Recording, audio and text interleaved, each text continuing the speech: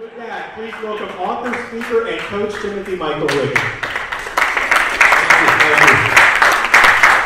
That's what I like, start out with a little applause.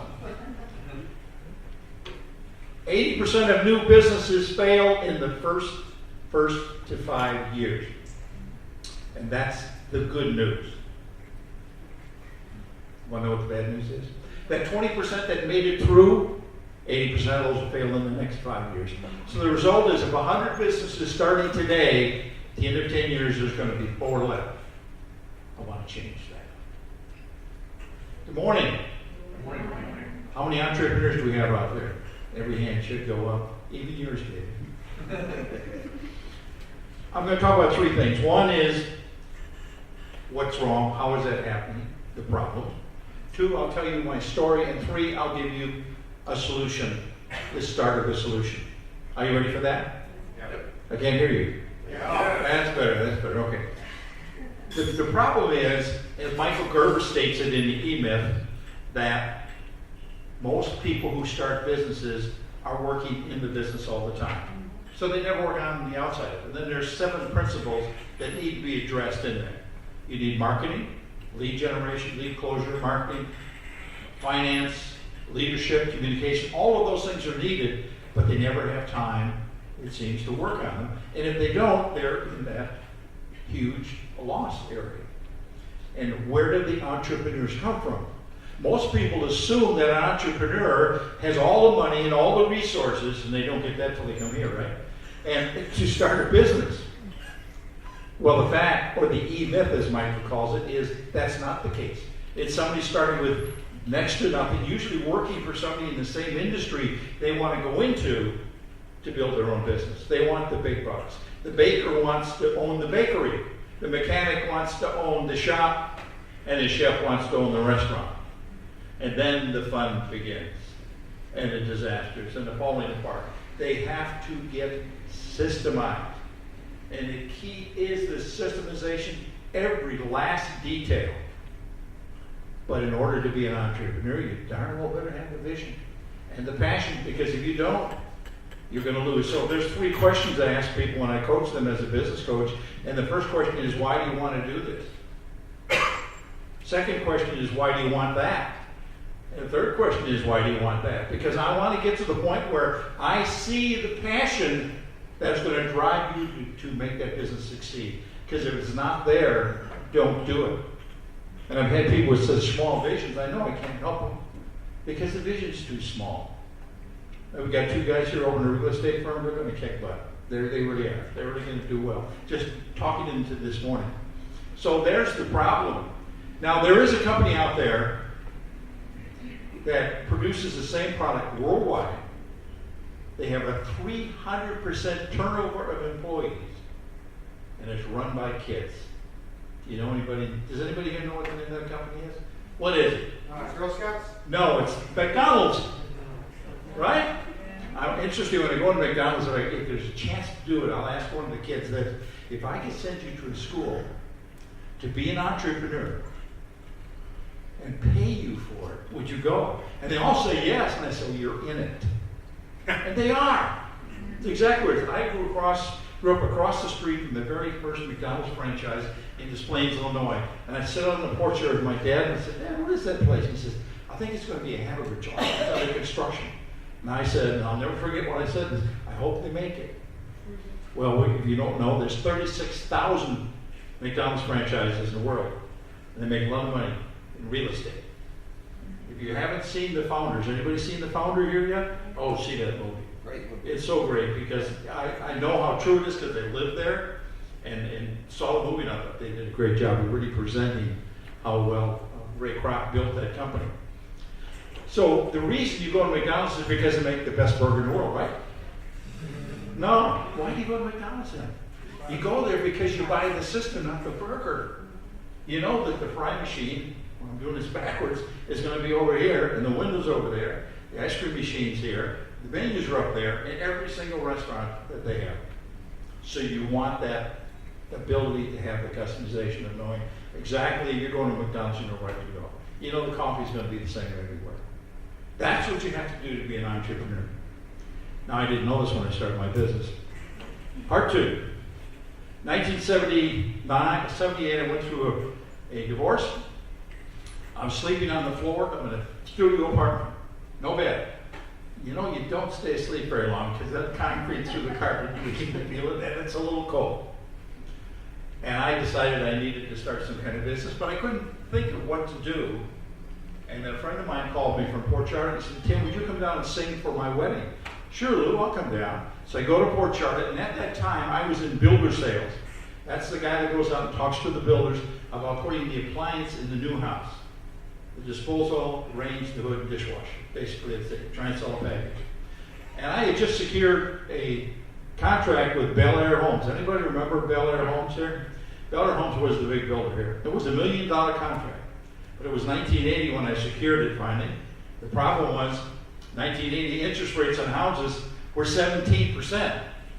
I got paid on delivery. There wasn't any delivery. So that was a problem. So I went down to Lou's house for the wedding. Went to, sang for the wedding, then we had the reception. The next day we're talking at his house. They'd already been together. And the phone rang, and his wife, Sharon, says, she's talking. I said, she got done. I said, Sharon, are you in builder sales too? She said, no. And I said, what do you do? She said, I do construction cleaning. Oh, what's that like? She said, well, you know, when a house is done, sawdust, stickers on the windows, stuff like that, so it's ready for the new people to come in. Oh, you make any money at it, if I can ask? And she said, well, I get over $100 a house, and it takes me about 3 hours. And I said, sit down, Sharon, I want to talk to you about this. So I asked her if I'd come back and learn from her. So I came back the next weekend. I learned, first of all, that she was terribly unorganized, so I knew I could reduce the time immediately, which would increase the rate per hour, right? And I came back, and I had just moved into a house I bought with a gal from Scotland. And I went to the builder and said, you know, I'm going back into the construction business. Little story there, right? And I said, I'm looking to get some house. Do you have anything? He said, well, as a matter of fact, he said, I just lost the person I had. They weren't doing a very good job. And I said, oh, how much do you charge? He asked. And I said, $100. And he said, well, I think it. And his partner stepped in and said, no, we don't pay more than $65. And I'm thinking, should I or should I not? And I decided to go ahead with it. From that, I would do these on weekends. I did 22 houses by myself because I had a full-time job, right? And then eventually I picked up a model center from Bel Air Home, and eventually ended up all of those, all Pulte's. You know about Pulte, everybody knows about that one. And that became a good business. I'm in the model center one day, one of the model centers at Bel Air, and Betty in there says, do you do homes? And I said, yeah. So I called the team. Now, keep in mind, I'm not working in the business now. At this point, doing homes and model centers, I have a team, a couple of gals that work for me. And they love the idea. And from that, we began to build into Tidy Made. Now, things are, you've got to develop systems. Now, what do? You go to Google, right? In 1980, you go to Google? No, you go to a library. Remember what the library was? There was nothing to work with. There was no one to mentor me, so I was taking a real shot here. And I started with $13.68. I remember buying the cleaning supplies, and I had a vacuum. When I first started, I did them myself, as I said. And it became a business that did millions of dollars. But there were things I did through the years that made it work. First of all, there was no Mary Maid, no Molly Maids, no Maid Brigade. None of those existed. So I had to figure out how to do it. Well, the first problem you get when you start to build something big, you've got to control it. Now, you cannot control a residential cleaning company with a paper calendar on your desk at a certain point because you have turnover and you're erasing all the time. So I bought my first Apple IIe computer. Anybody ever heard of that one? And it was a big floppy disk or thin floppy disk. You put them in, put the application in, pull it out, then put in the backup to put the data on. That's how it all started out. And eventually I outgrew that and I went to the Mac. The first year it didn't work because the program was called Jazz, was the first office suite, and it crashed. So that set for a year, but then finally Claris came out with the same type of thing, and we began to build from there. Now, one of the biggest problems in that industry to this day is you have to go out and give quotes. I figured out if I record every house, the time, the size, the facts about the house, then to do that many and divide by, I've got an average, right? So I wrote software to do that. relational database. And eventually it became a very successful company. And I realized that when I saw Michael Gorber for the first time, he asked me why I sold it, and I said, well, I had a turnover problem, I couldn't solve it. And somebody offered me a lot of money. He said, well, what you needed was you needed a school in your business so you could keep consistency. Well, I did have a school, every Tuesday morning, 5 or 6 new employees. When I sold the business, our complaint ratio was less than 1%. And I didn't see my employees except when they left in the morning, when they got back. Try that. That's a challenge. So that gives you an idea. I want to see this over the years and seeing this failure rate. Let me give you the solution, if I may. We're just starting with this thing. I talked to Michael about it. And he said, well, here, too old. Trying to change the world is the way he said it. And the idea is to have an entrepreneur club. This is where we meet once a week for a meal. We have a mastermind group going on. We have key speakers coming in. I've talked to a couple of you today about coming in and helping these entrepreneurs eventually build online courses so they can take the courses and take the shows, much like we do here, but eventually we make it a membership after a few months, a paid membership to give it value, to make money at it to some degree, and then help entrepreneurs. The whole thing, folks, is just this. I am so sad when I see a business close. They close because they don't know how to do it. And if you go to a consulting firm, they say, are you doing $1 million? No, we don't want to talk to you. I know, I've had 2 tried to hire me. And that's where they start. They started $1 million, and they don't want to even talk to a company. So here's this huge niche, this void. Is it going to be with problems? Oh yes, there'll be plenty of problems. But you'll solve them, you work on them and detail them out. So that's the idea of this.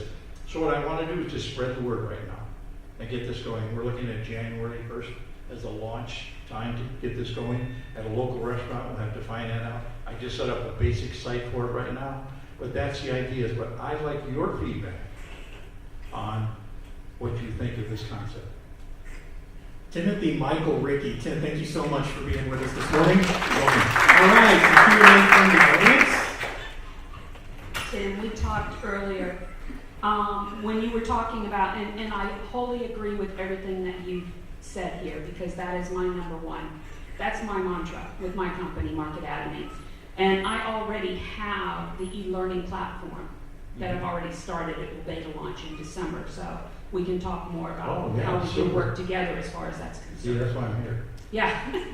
The other thing is yes, it's great to talk about what the issues are, okay? But the problem is with entrepreneurs, new entrepreneurs starting out, is they get in there and they know, okay, yes, I've got this problem, I've got that problem, but they don't know where to go. What's the next step? And that's part of what I do. And is this where the Entrepreneur Club is going to help? Is what's that next step? And how do I do it? Yes, Sabrina and I are working on that now. And one of the things we want to do is an application so we can better out those problems. And that is going to be a cycle of probably 2 years to refine that thing, to get it right down that we know exactly where they're going and where they want to go. Because they know they're totally lost as to where to go. They just want to have a business.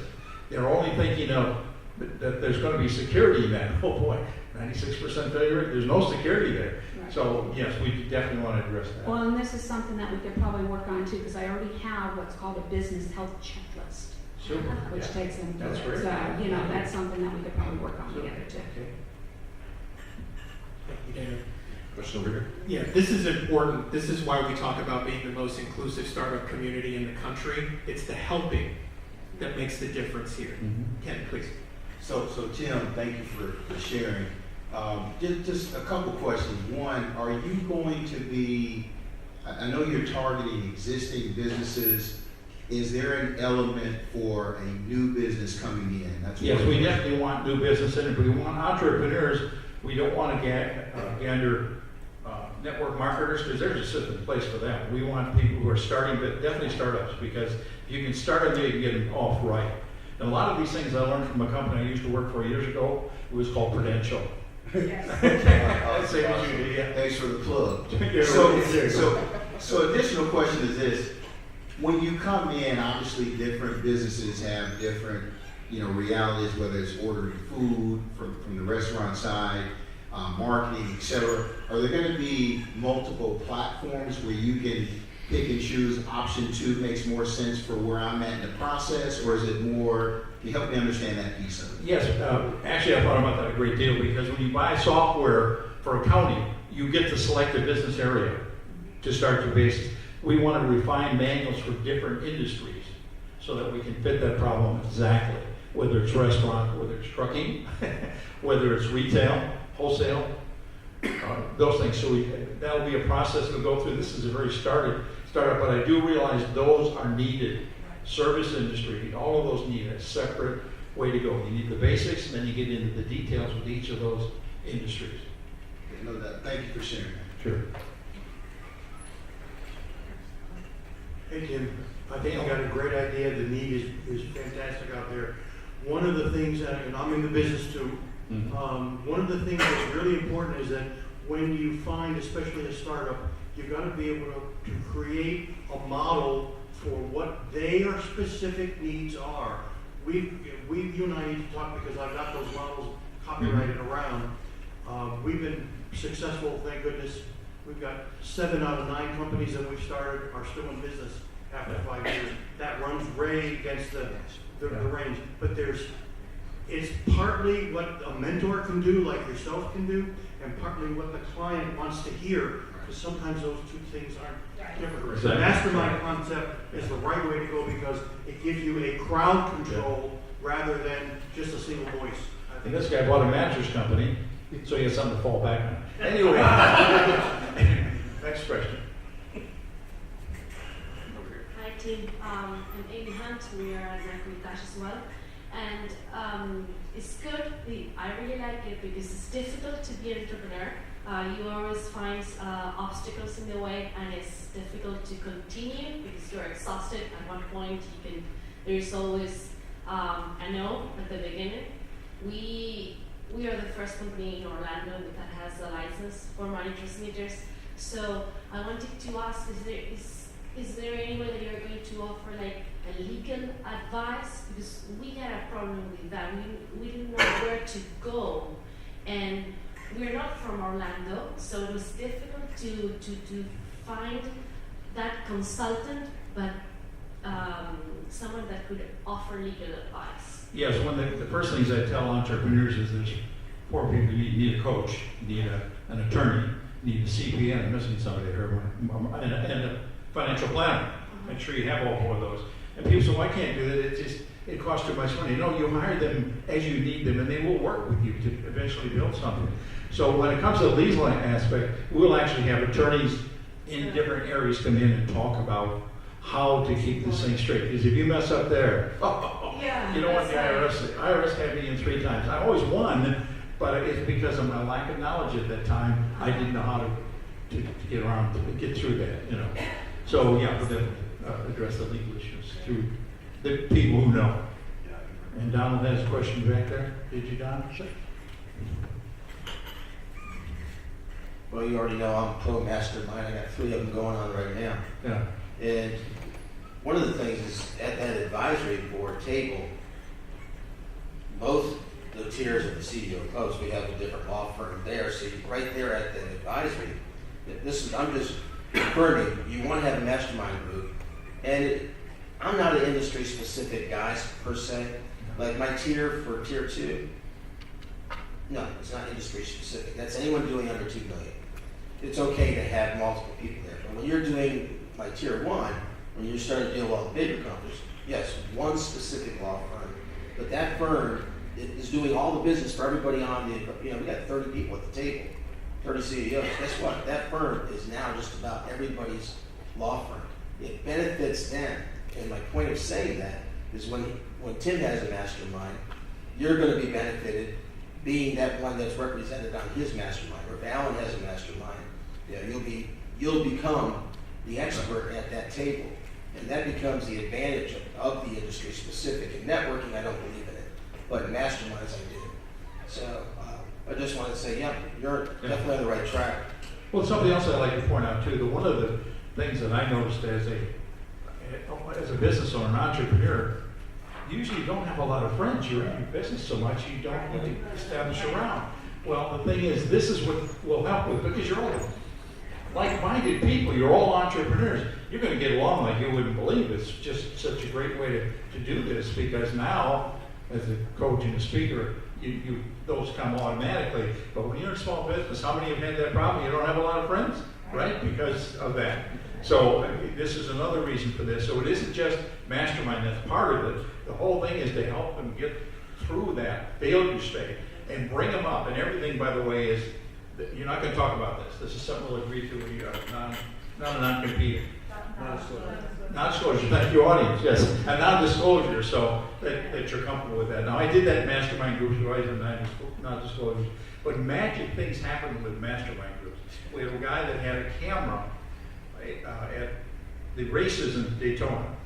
And he wanted some way to get those cameras in all the cars, but he couldn't keep the lens clean because once they're on the track, they're black from the tires on the car. So he sat and talked about it for a couple of months. We went back and forth. We ended up coming up with a device that's very much like a 35 millimeter camera rolled up and put a thin, transparent film in front of it. First couple just blew apart from the speed, but then we constructed one that really worked well. And if you see a race today, you're seeing his cameras. And the other one was a kid here, he wasn't even 30 years old. He said, I have a whole set of servers here in Orlando, and I got a company in Michigan wants me to back up their data, but I've never heard of a company called Amway. And I said, sit down, young man, we got to talk. And he backed him up, and today I don't know, it's about 10 years ago, but he got that account. Yeah, question here. Hey, Tim. One of the things I want to feed off of that you said, you started to talk about earlier, is that for most emerging companies, if not all of them, the only sustainable advantage they have is time to market advantage. Because if they can't get to the market quickly and they can't execute quickly, chances are if they're onto a great idea, somebody's going to outperform them from among their competitor community. So when you're talking about an entrepreneur club and you're talking about having other people, and in particular service providers like lawyers or accountants come in, the motivations of those participants are very different in most cases than the entrepreneurs is. So make sure that you're surrounding yourself with people who understand and get that job number one needs to be to accelerate the business model, not to impede it, not to slow it down, because time to market advantage is really the only thing that's going to make young companies survive. If they've got a great idea, they've got to get that right. So acceleration is the name of it. Yeah, and I appreciate it. One of the things I did initially, which most people don't do, now I should say initially I had no money, but eventually I got coaches.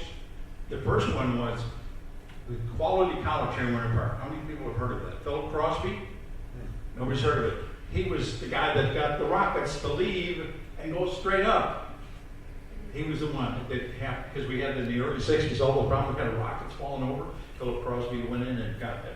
Philip just passed away in 2001. If you've seen the Crosby Wellness Center, that's his way. So they left that behind. But going there is what gave you that quality. And the other one was, Jay Abraham was one of the greatest marketers in the world, still is to this day. I learned from him how to write an ad, and it made all the difference. My business doubled in both cases the following year, which is, that was incredible. So getting the coaching you need. By the way, I coach. One other. Yes. Yes, Tim. In answer to the young lady's question as far as the legal and things like that, one of the things I've found with the platform that I'm developing is bringing in business owners and vetting them, such as the legal side, the CPA side, things like that, as members of this platform. That way, entrepreneurs can come in knowing that they're dealing with companies that have already been vetted, so they can make some decisions. Those same companies are also contributing to the educational content, so they can understand who they're dealing with as well. Yeah. So that's one way of responding to what you're talking about. Mm-hmm. I'm also part of an organization called CEO Space, and when you're talking about the legal aspect, as far as non-disclosure, non-compete, everybody who's involved in that they sign that every time. So anything that's Yeah, related. I'm familiar with that. I had the Eldamont chapter, and Don had the state chapter. Right, So, yeah, Don's. yeah, it was a great opportunity to learn through that basis, yeah. Yeah, it's Absolutely. a good platform. I don't Yeah. agree with everything, but, you know, it is a good platform Mhm. to, you know, to get in front of those that can help on the legal side, everything else. So, Yeah, exactly. Thank you. We got time for one more. Any other questions? One right here. Thanks, Tim, for the great presentation. The question I have is on training, and also Tony Robbins. Can you give us some of your background and some of the recommendations you have for entrepreneurs? Yeah, with Tony, they had an ad actually on Monster where I found it. And I went down to the airport for the interview, and there's like 50 people in the room. And the sales manager's name is David, and he said, what you're going to do is you're going to go do presentations on behalf of Tony Robbins to bring them to the convention center this December. So your job is to sell tickets by doing a presentation. I thought, this is great. Well, I go down there. I'm twice the age of everybody in the place. They're all kids, you know? And he said, we're going to take a little break here, but before we take the break, I just want to let you know that 50% of the job is getting into Fortune 500 companies and getting past the gatekeeper. Then we'll have our meeting. And he did that on purpose because when he came back in, now we're down to half the people, right? So we ended up with 14 people. We went to Lauderdale for 17 days of training from 9 in the morning until 1:30 the next morning. Totally immersion is what Tony's about. There's a lot to be said about that. In that process, the first 2 days, I realized the others didn't know anything about speaking. And when I did my presentation in front of David, I finished and he goes, okay, Tim, we'll be back in touch with you. I got him crying. It's a very touching story. So they automatically flipped me over and said, can you train these people? So I began training the speakers at that point. My first presentation was the second week in September. And as I'm finishing my presentation in front of 50 people, all their cell phones went off. Was there a burst of energy or something? And then I found out, as I'm leaving, I looked at the address on the building and said, isn't it interesting? The address is the same as today's date, 9/11. That's where they're all leaving. So. And for the next 6 weeks, it was terrible. Couldn't get in to talk to a company. Didn't feel like it, and we're all so shook up. And finally, they started to call back mid-October and said, can you come in? We need to get people cranked up. So like AAA, we did two events there, and we put 5,000 people into the convention center in December. And in the meantime, I had to leave because I had to triple my gas. But I made it to the event anyway. And Tony, here, I want to say this about Tony. Even though my contract sits till the end of December, as long as I'm working, I'll be paid. Tony said pay him anyway, so God bless him. You know, because it could have been a big disaster for me. So my background is there. I've been a Toastmaster for 20 years and run a lot of different kind of businesses and involved in those because of coaching. I see things in people. The neat thing about coaching is it's another pair of eyes with experience. Say, well, what about this? Oh, God, I never thought of that. And they get this look on their face, this wake-up call, if you will, and then they know they can progress further on. So I hope that answers some of your questions. Ladies and gentlemen, Tim Ricke. Thank you so much. Thank you all for coming today. A couple of housekeeping notes before you go. If you parked in the garage, there are yellow parking passes out there for you.